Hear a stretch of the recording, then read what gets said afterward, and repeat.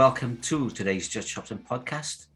And with David and myself, we have Zach and the new man without Zach. Unfortunately, we've just been told he's sick. So get well soon, Zach.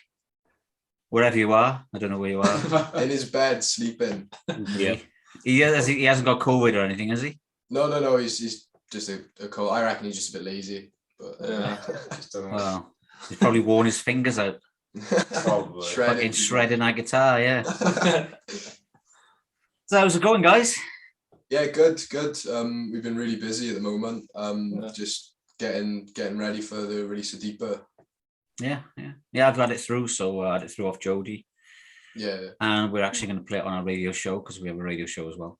Cool, brilliant. Thanks, guys. So, but when's the video coming out? So the music video. Yeah. Have you got one? Or? We have been recording it, but we need to do the B-roll for it. Okay. So we need to find a place in it and a date for that. But we've got the performance of it all done. All right. Okay. I was just wondering, I could whack it on, but I'll whack one of the other ones. So that's cool. So where are you from, then, guys?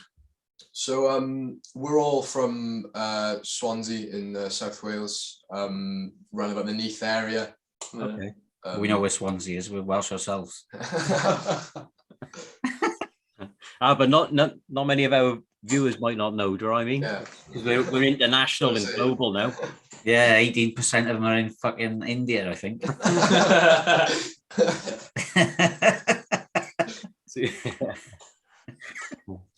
know how we got that involved, but so how did you guys get together? You got together in school or what? Yeah, so basically how it started was I was just playing the drums in the music room in the music department one day, and Zach just walked in and he started playing Pride and Joy by Stevie Ray Vaughan. Okay, yeah. And I just like jammed along, and he was just playing in the background, and he just sort of looked at me and went, "Oh, hang on," there was just this like spark. And then it kind of kicked off from then, and Ollie walked in one day and he was like, went to Zach, do you know the boogie woogie? and he was like, yeah. And so we just, laid down a 12 bar. That's what we did for like a whole maybe year and a half, maybe. Yeah. Just constantly playing blues together. Just jamming. And then James in college, me and Ollie are a year above Zach. So we went to college and then found James, and he didn't really have a choice. We kind of roped him into it, but so that's basically how it went. And we invited James around for a jam, and it just went from there, really. That's good. Where have you got your inspirations then? Because obviously you're three young guys, and obviously Zach's even younger again. Yeah. And when I look at your inspiration, just sort of like Jimi Hendrix and Stevie Ray Vaughan, has that come from your parents, or is it through? Like, did you do music in school or something? Personally, I don't really come from a very musical family, but I've always, I guess my mum's always listened to country music in the car. The boys hate it, but I'll say it loud and proud. I love it. Okay. I guess, yeah. So I've always listened to country in the car, but then I got more into blues with Zach. Mostly stuff like, obviously you said Jimi Hendrix and Stevie Ray Vaughan and stuff like that. I think that's mostly the staple. But in terms of my influences in drumming, I'd have to say like John Bonham, Keith Moon, just those sorts of drummers, really. Yeah, for me it's more like my whole family is into like dance music and techno and that lot. Right. My influence doesn't really come from them. But the day I met Zach in school, it changed my life really, because he got me listening to like Led Zeppelin and Jimmy, like the Hendrix Experience and that lot. But I think a lot of our music shows more of the modern influences, like Royal Blood and Cleopatra and that sort of style. I don't think as much like Will's country influence comes into our music that often. You don't see train shuffles and sing about whiskey and stuff. a lot of the bands we're inspired by have been inspired by Hendrix and the greats of the past, and they're passing it through the bands we're inspired by, and then through the music we make. So cool. Yeah, it's amazing. I mean, it's a shame Zach's not here, but I mean, we got you three guys, so It's a bit like the Beatles without John Lennon in it. Do you know what I mean? Yeah. It's just the new men. So how old were you when you started playing your instruments then? I mean, you're not very old now. How old are you? Well, I'm 18 on Sunday. Okay. Happy birthday. Thank you. I'm 17. Yeah, and me and Zach are 17 as well, man. Yeah. Okay. So Zach's the youngest. I started playing piano first, actually, at around 13, I think. I don't really remember. And I've only started playing guitar like just over a year ago now. Yeah, I can see that, yeah. Yeah. Already having to dig at Ollie, already. I'm only joking. I started about 3 years ago. I'm still shit. I couldn't play what you play. Yeah, I basically, the only reason I played, well, I was going to move to Australia before I went to comprehensive school. My dad was going to get a job out there and we were going to move. But we didn't end up doing it. And I just sat in music class one day in year 7 for the first time. And he's like, okay, who wants to learn an instrument? And he would only let people who've had like sort of prior experience go and learn the instrument with a teacher. So I lied and said, I know how to play drums. Okay. And it was either that or a saxophone, right? But yeah, so I'd be playing Careless Whisper otherwise. But yeah, so it just kind of went from there, really. Since year 7. Yeah. yeah, I started playing the cello when I would have been really young, like 7 years old. And I kept playing until like I just started college. But like my dad could play guitar and he'd teach me like open bar chords, and he like joined a band and they were like, oh, we're down a bassist. And my dad was like, yeah, sure. And you have this awful £20 flea market bass guitar, but the actions was like 2 inches at the 12th fret. And it was unplayable basically. But I remember just picking that up a couple of years ago and falling in love with it, really. Okay. Did learning to play the cello help? I The think bass? I think it gave me a great understanding of music. Oh, right, okay. As well. Mm. Like obviously I can read music, which I'm thankful for now. I mean, Yeah. you played a lot of classical stuff on the show, Yeah, a didn't you? lot of classical and Boring music. well, you Well, listen if you to rock really classical. can play that, you can play anything. That's what they reckon. Yeah, that's true. It's true. I don't know about that, but I'm I just don't know. Work for Ralph Macchio on Crossroads. fucking mind it. I know Steve Vai played a lot of it, didn't he? Probably. well, Probably played all of it. Yeah. Yeah, so you've got a new single coming out on that's the right, we do. Yeah, so Yeah. 4th of Feb. yeah, 4th of February, Deeper is coming out. Available on all streaming services. So yeah, so one to look out for. Yeah, cool. Well, we're gonna say we played it on our radio show, which actually came out tomorrow. last week. We played it last week tomorrow.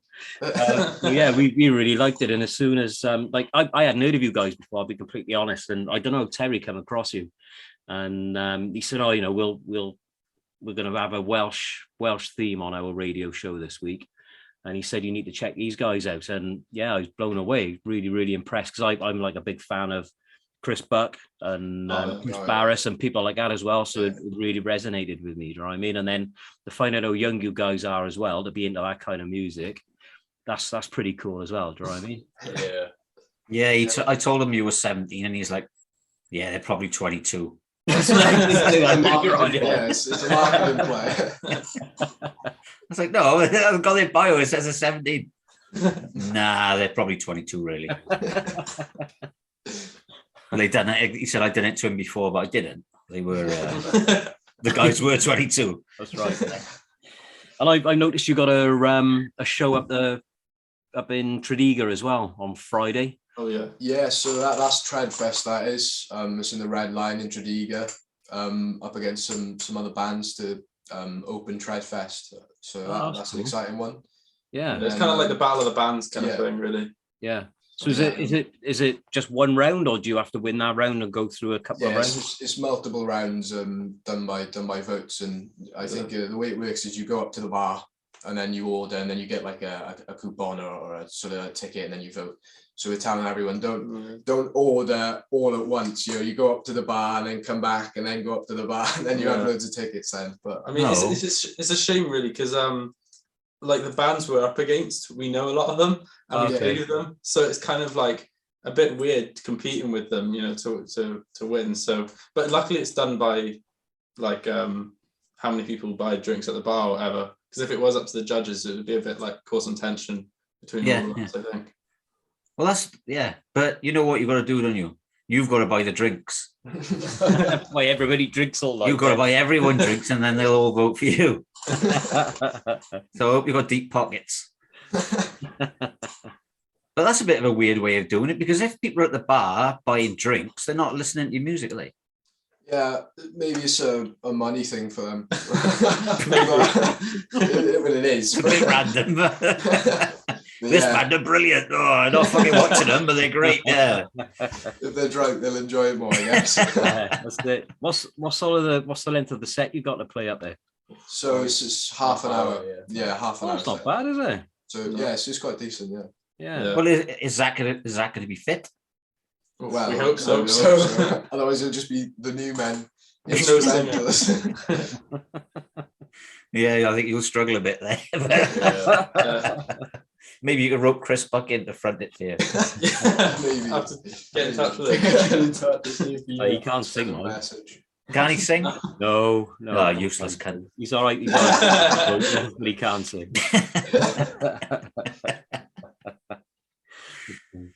All right. I don't know what we're going to talk about, Dave. I don't know. Have you found a story? We normally have a story. I haven't found a story. Haven't you found a story, have you? We have funny stories to tell you guys if you like. Yeah, Go on then. We'll have a story. All right, what? All right, don't say the barking one. You can say whatever you want. God. Getting in trouble at school. Let's go for that then. Oh yeah. Well, we did a podcast yesterday recently, and this guy asked us. Recently. Yesterday. Yesterday. Yeah, not recently. Well. English. And yeah, Tell it Welsh, can you? That's the Wenglish guy. Now in a minute. Yeah, he said he asked us a question. Who got the most trouble in school, or what got you in trouble? Yeah. And the one I forgot that Will mentioned was that he was in the library playing chess once, and this was before the band had even started at this point.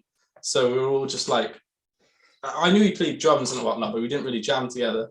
And yeah, I guess we weren't that comfortable with each other. But for some reason, I thought it'd be a good idea to go from the canteen and grab like all the leftover food from everyone and put it in like a cling film ball and just lob it at the back of his head, and it went all over the place and everything.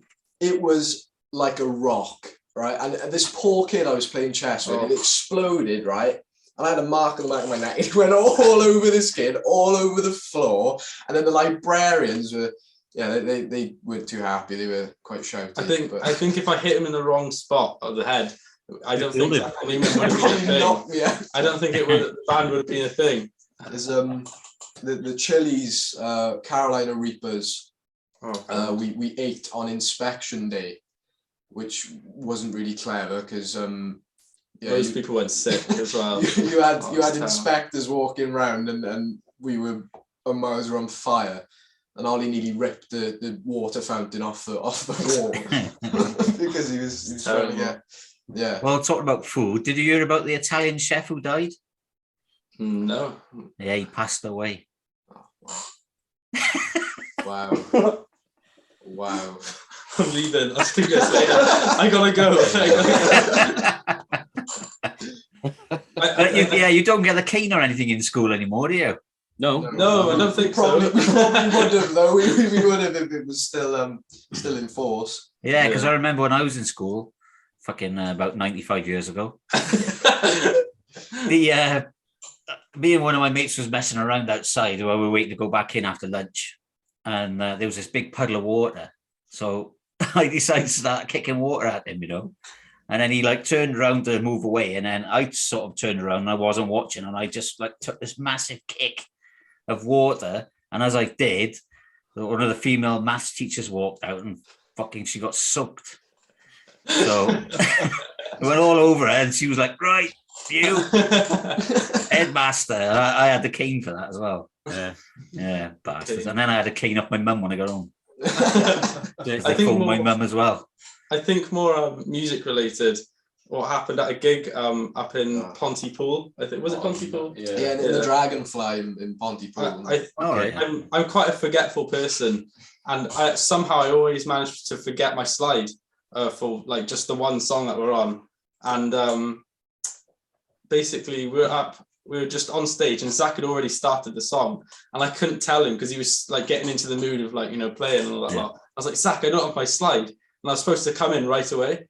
Yeah. So I signaled to Zach's dad to get me like a beer bottle or something, and he gave it to me, but I'm not sure like if it had been passed around or somebody had already started drinking from it or anything. So I was standing here on stage while Zach was already starting with a bottle in my hand and the guitar just like hanging. I was like, what do I do with this? Because it's like I wanted to tip it upside down and everything, but obviously all the beer would come out. So already opened. He decides to pour the entire bottle of beer into his hands. It was like one of those first, like, you just act on your first thought. So I just poured it into my hand, all the beer. So I was like, how do I play guitar? and then he doesn't know what to do with it. So he drops it on the floor. On beer pedalboard leads, everything. That whole night was shambles, I think. And then Nick had to clean it all up after you. Yeah, I bet he loved that. Yeah, I bet he had a moan about that as well. It wasn't Heineken, was it? He would have had a fit if it was Heineken. You know what he's like. Oh, he loves his Heineken, doesn't he, old Nick? So you've got a headline gig coming up as well. So that's on the 5th. Yeah, that's on the 5th. Day after Day after Deeper. Deeper. We got some great bands supporting us too. Grey FLX. Yeah, Grey FLX. Night School. The 100 Shunk. The 100 Acre Wolf, and the Shunk goes as well. But yeah, it's gonna be good. It's in the Bunkhouse in Swansea. Where's that to? So by the Kingsway. Okay. So run about that. It's a great venue. Yeah, really good grassroots venue. Yeah, we played there a couple of times, and it's great. We managed to bring a decent crowd as well. It's a nice environment at the Bunkhouse, so everyone feels. It's not a big enough room to where like you can have loads of people in there, but it'll still feel empty. But it's not small either. It's just it's the perfect size. You can have 60, 70, 80 people in there, and it'll feel huge. With the crowd reaction. Yeah, tickets are selling really, really fast for that one as well. So we're hoping it's going to be a sellout, and we're nearly there. So All right, okay. Do you have to sell your own tickets?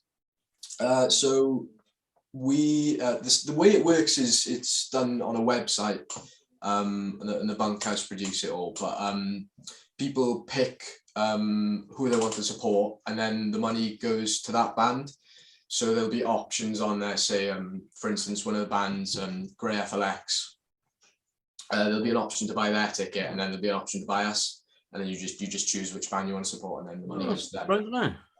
Oh, that's a bit It's a nice way of doing it. Yeah. So. Yeah. It's a bit more fair, I guess. Yeah. Like if one band brings a massive crowd, they're going to get what they deserve for what you bring. How many are you bringing? Well, 5,000. That's the goal. We'll cram them all in there.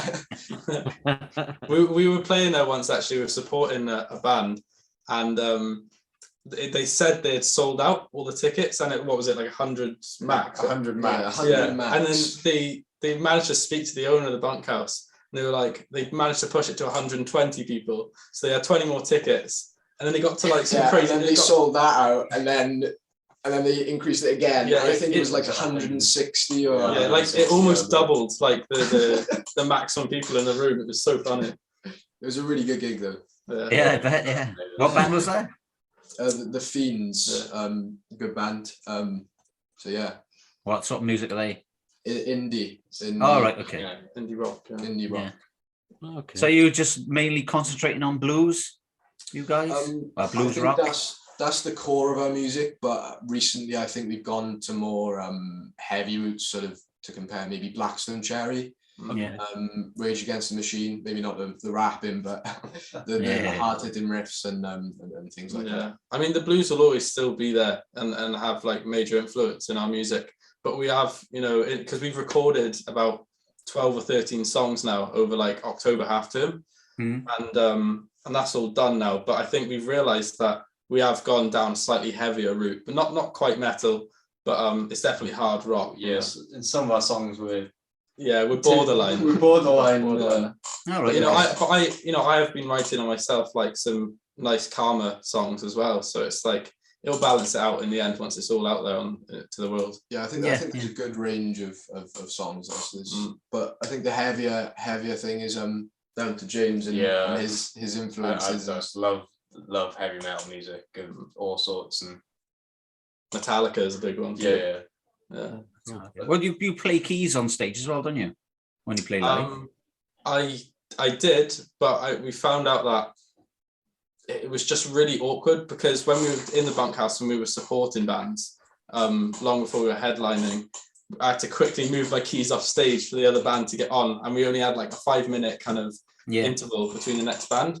So that kind of got in the way of things. So we kind of stopped it, but we are thinking of introducing keys into like the studio, you know, the stuff that's out on Spotify. But I don't think, you know, it will make a big return into our live performances. That's a shame, really. Yeah, it is. I mean, it's not that hard to get a fucking keyboard off stage. What's the matter with you? It just took like that 1 minute extra, you know. But you'll probably like drop it or something, and that's the end of his keyboard. Yeah, he poured beer all over it. That's what he did. Yeah, that's what he done. Yeah. Yeah, but like in Walking, there's an organ in that on the chorus, so it's kind of, you know, we're thinking about it really. It's still all taking shape. Still, it's nothing set in stone for me. Yeah. Well, maybe you can play with triggers or something. Have a Mac. Yeah. Apple I Mac. mean, we're not really a fan of all that kind of stuff. Yeah. Well, we recorded when we were recording all the songs. I convinced the lads to do it without clip tracks. Okay. All of our songs, if you listen, we are just playing to will, really. To will, or if there's no drums, we just keep it. Yeah. I think that's just a lot better. Keeps the energy there. Obviously, there's a place for click tracks, and if people use them in their songs, there's obviously a reason. But I just think I wanted our songs to. You wanted us to play, not us to play to a robot click. I think the core aspect of the band is improvisation. You know, we base ourselves off that, and that's how we kind of bounce off each other. So we just find it easier than playing to a click, I guess. Yeah. Okay. Now that's inventive, I suppose. Yeah. You know, most bands actually. I mean, especially in the studio, they always play to a click. Yeah, I don't know. I just feel like it takes away the energy of it. You know, you can go a little bit faster on the chorus. And it'll properly like drive it forward and everything. You can take it back down. But once you have a click track introduced, it kind of just keeps it. It's not so much that it'll go out of time, but it gives that bit more freedom. Yeah. So you're just telling me you can't keep time then? Yeah, pretty much. Really? I mean, James is doing all right on his bass, but you know he's a bit more classically trained. But Will's all over the shop, so no point playing to a click. Doesn't know what a metronome is. No, we are really tight when we play live. Yeah, I was watching some of your videos earlier that up on YouTube and that. Was that the one up in Birmingham, or was it the deeper live? No, it was a couple of songs on there from, I don't know, some show you did somewhere. I think it was Birmingham, yeah. Yeah, it was probably Birmingham. Yeah. It was a good show, that was, Yeah, it was good. Was there many people there? So there's a story. So basically, I'm lucky enough to know a drummer called Carl Brazil, and he drums for people like James Blunt, Robbie Williams, Feeder. List goes on basically, and he invited us up to go and support his new original band. Okay. Just because it was his originals band. It was their first gig, and it was kind of a launch thing for them. Yeah, it was in their hometown as well. So yeah, there was a there was a decent amount of people there, but it was more the people who were there were it was like we met a couple of the lads from Feeder and a couple of lads from like the Stereophonics were. Yeah. It was just important people, I guess, you know, and networking rather than. Oh right, okay, yeah. So it's more like an industry gig than a. It was great to meet the people in the position we want to be. Yeah, Like talking to the guys from like the Stereophonics and from Feeder and stuff. It was really insightful to be able to chat with those guys. And it was a really good opportunity to have, you know. So. Was Kelly there? No. I was going to say you don't go anywhere, I'm like. But we're lucky to know enough to know a drummer as well, Dave. We know lots of drummers. Do we? I know one. Dane Campbell. Ronnie? Oh yeah, Ronnie Oxford, yeah. Yeah, from. How many others do we know? Crows. Well, we know hundreds. Yeah. Phil from Wayward Sons. I know quite a few drummers. My cousin Andrew, he's a drummer. Yeah. Gareth Hunt from Perla and Buffalo Summer. They're down from your neck of the woods. I think I've heard of them. I've not. Yeah, they're a cool band. You should check them. They're not playing Buffalo Summer anymore, are they? Yeah, they're still playing. Are they going to carry on with that? Because they were, they're doing Valhalla, aren't they? Valhalla away. What kind of music is it? Just rock, guitar rock. Yeah. That's nice. Cool. Yeah, they're from Neath. Definitely. Yeah, they're good. Neath. Oh, right. Neath. Perla from Neath. Yeah, there's lots of good bands from down that way. Then you've obviously got Bridge End then with those Damn Crows and Aberdare with Chris Buck and bands all over the place in South Wales, isn't it? Yeah, there's lots going on in South Wales, isn't there? Funnily enough, before, I think when Zach was in year 10, if he was here, he'd probably say, but he met Chris Buck in at one of his shows. And when Chris Buck did a competition, I think about like 6 months ago, Zach still had like the poster for the show on his wall, and Chris Buck spotted it. And they do keep in touch actually. But yeah. Oh, right, that's cool, because I was going to bring it up actually, but it's a pity he's not here. I mean, it would be good for Zach and for you guys to actually get a mentor like Chris Buck, you know? Yeah. He could keep your feet on the ground a little bit because he's pretty well grounded. You know, I mean, it looks like from what you've got a good relationship altogether, and hopefully you will stay together. You know what I mean? Yeah. Because once you start growing and then you know somebody might get a big head and then you're fucking. I think that the good thing about us is we didn't meet to do music. You know? Yeah. We were all friends before we were a band. So. Yeah. But it still sometimes doesn't work out. Yeah, well. Far, I mean, what was it, 6-7 years, me and Will, and it's only gotten stronger, our friendship, hopefully, I think. Will feels the same way. We have our arguments sometimes, but... Yeah. Leave the chicks alone. They're the ones that spoil it. Yeah. That's what you want to do, isn't it? Women and money. That's the two leave problems. the women alone, yeah. Leave the women alone. Leave the money alone. Don't make any money. So you can't buy any drugs. So what's the ultimate dream then? Where would you love to play, and who with? Who would you like to support? I'd love to play Madison Square Garden, probably. Right. It's just massive. Yeah, it's just huge, right? And it's iconic as well. God, I would probably. I think the obvious answer to support would be Royal Blood.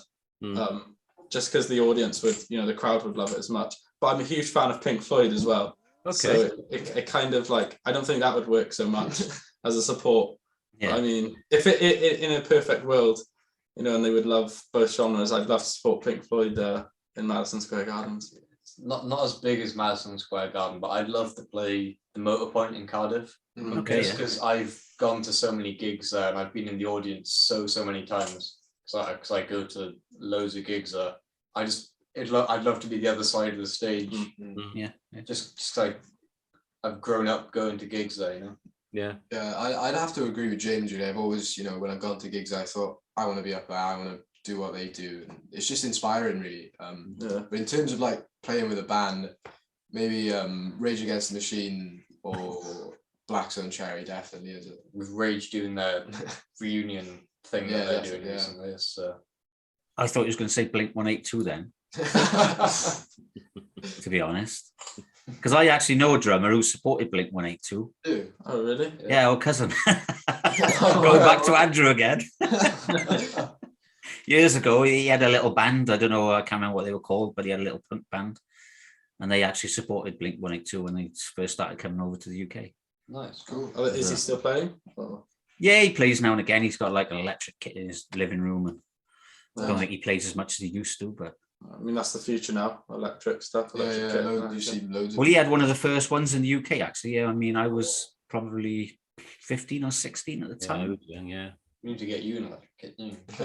We always have this problem of Will being too loud on stage, you know, because we're miking up the kick drum and He went to Drum Depot the other day to get like a bop kit, like a little tiny Yeah, a little kit, jazz kit you want. What did you So I walked in there, right, to get a really small kit for gigging, and right in front of me was a Gretsch Renown 57. And I went in there for a birthday present. I've been saving up a bit of gig money as well. So I was like, oh, hang on a minute. I know I'm supposed to get this really small kit, but I cannot, so I bought it. and I'm monstrous. And It's the loudest it thing. is unbelievably loud. Like we were doing the music video down in Bay Studios, and so it's a massive car park area, and basically Zach's dad's van was right over the other end of the car park, and you could hear it bouncing off the van. So yeah, it's monstrous. It's absolutely monstrous. But then I also have another kit as well, which is a little bit quieter, but it's not. he's just messed up our live performances even more. I didn't even know that was possible. Yeah, a little jazz kit would have done you found it. That was like with my band back in the day. We used to have to say it to the drummer, because the drummer was really loud. We'd have to mic the drums down. That was a bit of a standing joke with us, like. But what do you call a can opener then that doesn't work? Can't opener? Yes, you got it. Yeah, got it, boy. There you go. Can opener. What a good one is that? I'm going to come out with all these dad jokes. Please don't. Well, come on then, Dave. Give me something. I haven't got any jokes. Definitely Oh, not. you don't have to give me a joke. Give the boys a question. What else can we come up with, Actually, Dave? I've been asked about the lyrics of our songs before. Oh, all right then. Where'd you get the inspiration from for write the lyrics? I shouldn't mention that actually, No, you because shouldn't the have. way we write our lyrics is so counterproductive and like We're musicians, not poets. we think, oh, that sounds all right. And then What usually happens is that we write these bullshit lyrics, you know, that don't make any sense, and then we make sense of them afterwards and be like, oh yeah, that's why we wrote that. We've spent to describe the meaning of deeper. I think, well, all credit to Zach's dad actually, but I think he spent a good couple of hours trying to decipher the actual meaning of it. I think the only song that has true meaning, it was written with true meaning of ours, is the one that Zach wrote, our first release, Second Chance. Yeah, but I think that's about it. So I think with lyrics though, once we put them out in the world, they're not ours anymore. Yeah, I think in terms of looking for meaning, I think people can interpret them the way they do. Yeah, exactly. Yeah. So yeah, you know, I think because I don't think our lyrics are too like direct. You know, it's one specific thing. It's kind of, you know, it's for anyone who can interpret it in their own way. And I guess that just connects with the music more. I hope at least. Yeah. Well, the thing is with lyrics, I mean, it's like reading a text message. You know, you interpret how you want to interpret it. It just depends on whatever mood you're in when you're listening to the music behind it. Yeah. You know, it is the way you interpret the lyrics, actually. Definitely. Yeah. So yeah. Have you boys got management yet? No, Not not really. yet. We're just being independent for right now. As long as possible, because we don't want anyone taking our money. Yeah, we're just going on our own and seeing what we can do, and you know, if anything comes that suits us, then obviously yeah. Have you got like one of your dads looking after you, or? Zach's dad does a lot for us, to be fair. For him. Does most of it, really. All of our parents are really great though. We've got us really good support network of friends and family who just want the best for us. Yeah, I mean, none of us can drive at the moment, so our parents have been driving us back and forth, and even driving up to Birmingham. So that was great, and it's just incredible support from them. Really, Grateful, lucky. Well, you just need get a split the van, don't you? And then exactly. One of your dads can drive, and then the rest of you can get drunk. Yeah, that's the plan. You can't yet. No, None of them can yet. we do they not. Just tip it all over their hands instead. That's right. Yeah. Disclaimer. For legal purposes, we have never touched a drop of alcohol ever. Big lads. Wait till Sunday. We actually tried to get into TikTok and started posting up on there. Oh yeah. And we had this cool video idea of we were just drinking one night, and we had fizzy drinks. Fizzy drinks, right? And we were blowing into the bottles. You can make them whistle or whatever. And we had this idea of doing a beer bottle blues. So we'd empty out the perfect amount of water or whatever it was. Yeah. And fizziness. yeah, and we did a beer bottle blues kind of thing, and Zach singing behind it, it sounded really good. Yeah. And it was a great video idea. But the moment we put it up on TikTok, instantly. It violated community guidelines. I mean, okay. For what reason? But Because you were advertising Heineken again. Yeah. Still up on Instagram though, but Advertising underage drinking. Yeah, but with Instagram, there will be no music on there, will there? Well, the video itself was just us. Oh, just you lot. All right, okay. Yeah. Yeah, because it's all weird in all this social media stuff. Mm. I mean, you can have music on one platform and you're not allowed to have it on the other platform. And I mean, it's all owned by the same fucking people anyway, isn't it? Most of it, yeah. Fucking mind-boggling, half of it. I don't know what you guys are like on social media, but... Oh, they're going to be awesome, aren't they? They're the generation of the thumb kids, aren't they? And their phones and stuff. Because my kids still take a piss out of me because I use one finger. Text messages, and my boy can write a bloody thesis in about 2 seconds. So they're the thumbs generation, aren't they? Yeah, weirdly enough, we're not so good with social media, or at least keeping to schedule of when to post and stuff. So okay, I don't know. We No, he isn't. Okay. He isn't. We are, but he isn't. There's just so much you've got to do as a band. Yeah. What was it you said?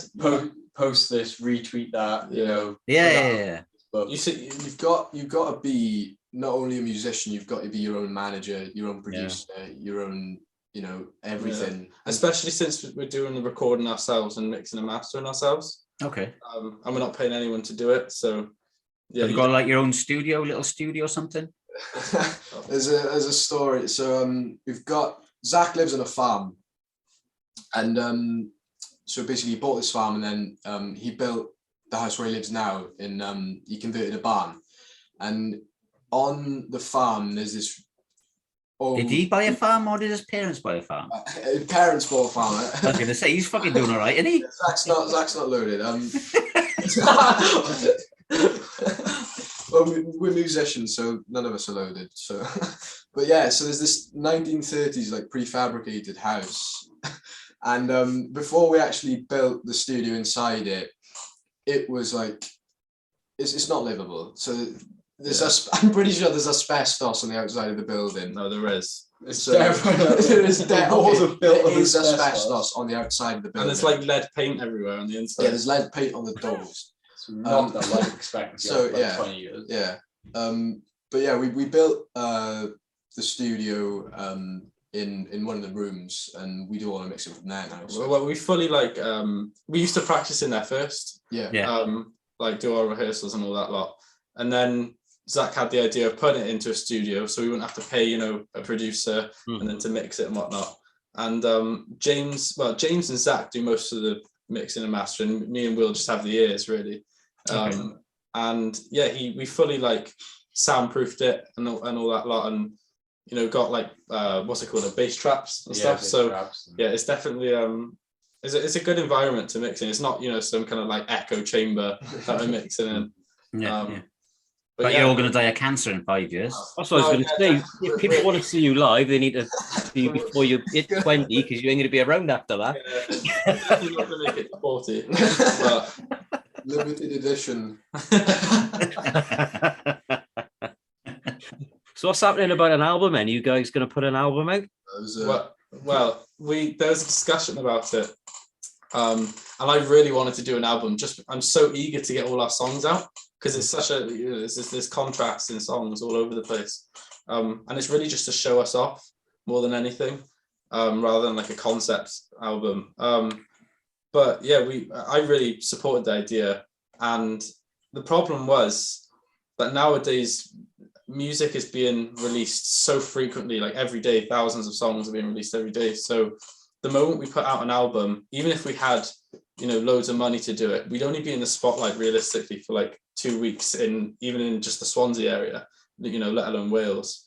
So it wasn't really viable to release an album, people notice us for 2 weeks, and then a few people listen to us, frequently. So everyone else, Will said, obviously we got in touch with loads of, bigger artists, and they said, just release it as, release a single every month or something, so you have a constant presence in the industry, really. And that's the best way to go about it. Yeah, I think we spent a week, we call it the shack, the studio at Zach's farm. We spent a week living there, and bear in mind, there's no hot water, there's no heating, It's just a typical Welsh house. Yeah. we were eating out of like a microwave. All of our food was pre-packaged. Yeah, it was grim. I bought a 15 quid army camp bed from Go Outdoors that didn't cover my whole body, so my neck was like that. And I woke up in the morning, and of course all the blood's rushed to my head, so I wake up and just fall straight back over with minimal amount of sleep. And then obviously we have to wake up at like 8 early for teenagers. Pre-12 to try and get all the work done. But yeah, I think, as Ollie mentioned, it's just having that constant stream of songs gives us a better platform to promote ourselves, because there's something always constant coming out. I can see the benefits to an album, because you can show people, look, we have all these songs. But I think for us and where we are at this moment in time, the best thing for us to do is just release singles throughout this year. Yeah, and especially on social media as well. If we released an album, we build all this hype towards it, and once it's released, what then? What then? What else do we post? And then of course we'd have to write another 13 songs, and we can't wait more than over a year until the next album. Otherwise, we just lose all the momentum. So we're just building up. We might release an EP. We did discuss that a little bit. Yeah, chucking a compilation of a few songs together. Releasing them all. Well, you can release an EP with the songs you've already released, and then chuck one new one on there. Yeah. Just have a bit of merch in, so when you're going around doing gigs and stuff, you can get people to buy your CDs as well. Do you know what I mean? Funny enough, we got t-shirts on our. You go on ZachAndTheNewman.com. I seen that. Yeah. You can go on our merch store and get a t-shirt with our wonderful logo. And bear in mind, please buy t-shirts. We need the money. Bear in mind, at least I haven't seen the t-shirts yet, so I'm really excited, but also worried. Well, you need to get new ones made now with fucking Zach's name crossed off it. Yeah. I'm crossing it out and not telling them.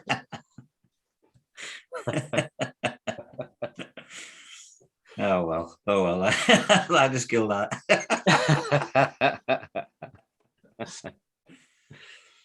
All right then, guys. Well, best of luck on Friday. Thank you very much. Get through. I mean, if your music's anything to go by, you should smash it, to be honest, lads, and you should be on the main stage opening up. Where is the festival that you're looking to go to? Is it Tredegar? Oh, it's in Tredegar itself, is it? It's not in is it called the Rising, or is it in that actual place? Is it the Rise or the Rise? I can tell you, I'm not too familiar with it, but it's it's basically to support or like open the festival, and the headliners are like pigs or something like that. Pigs are the headliners. That's like 7 days. So Pigs. But yeah, apparently they're very big. I do like their music actually, but Will thinks they're just noise. No, I don't. They're So- very good.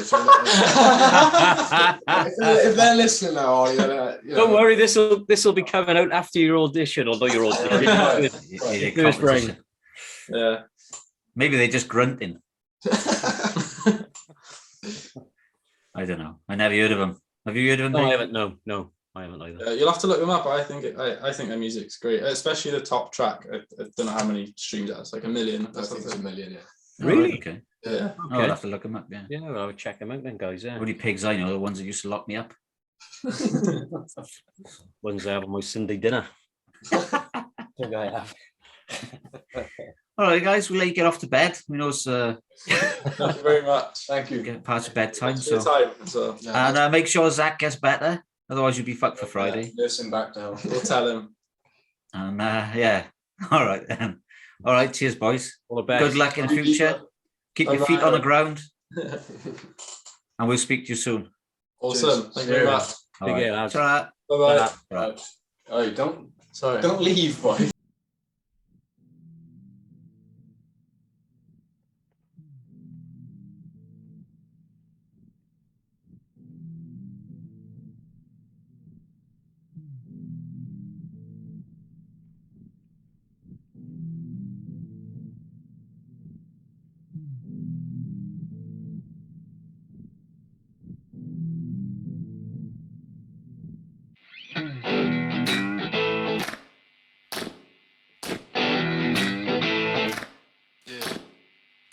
Stuck around in the same old place, so yeah.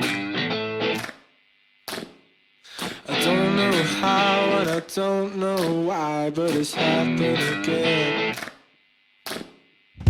All I know is I want you by my side. Now and then I get a little bit lonely. Time's not real, but it's all we have. Wasting our lives living in our heads. You don't seem to care, but you leave me on. But you leave me on. But you leave me on.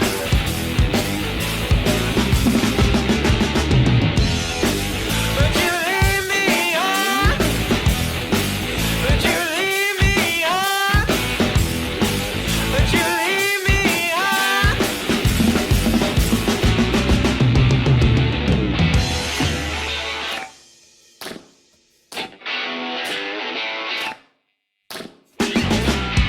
You play your little games too much.